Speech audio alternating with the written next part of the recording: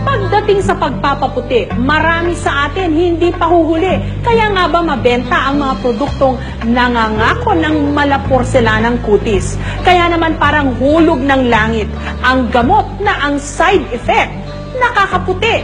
Ang young star na si Pauline Luna, mestisang-mestisa na. Umiinom pa raw ng glutathione? Hindi mo maiwasan sometimes that you go to parties and all, and the next day you feel sluggish. But when I started using this, and my friends as well, okay naman. Pero hindi lang ang mga artista ang nag-glutathione.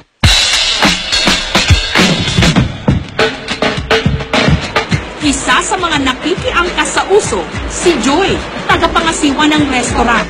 Mahalaga raw kasi sa kanyang trabaho ang pagkakaroon ng maaliwalas na itsura.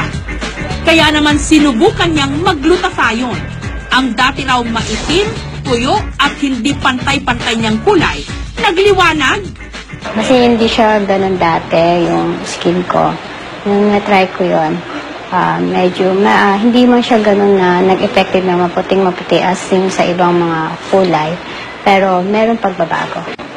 Kung tutuusin, side effect lang ng glutathione na pumuputi ang umiinom nito. Dahil ang pangunahin talaga nitong bisa bilang isang antioxidant. Tumutulong ito sa pagtanggal ng mga tinatawag na free radicals, toxins o mga lason sa katawan. Ang R&B princess na si Kyla, makatindig balahibo ang ganda ng kanyang boses.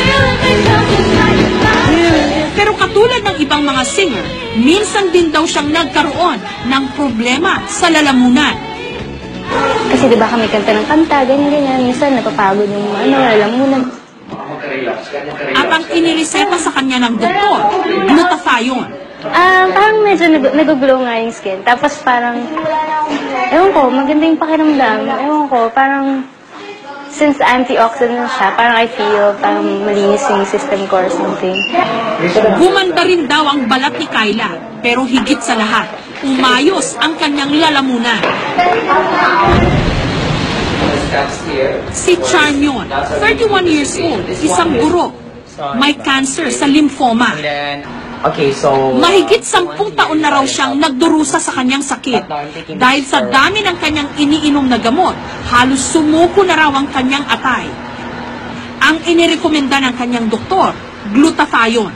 I believe so that the glutathione selecting because I'm only taking the glutathione and the vitamin C, the 1,000 milligram, the vegetarian tablet na vitamin C, rich din yung antioxidant. Bumuti na raw ang kanyang pakiramdam. Gumanda pa ang kulay ng kanyang balat.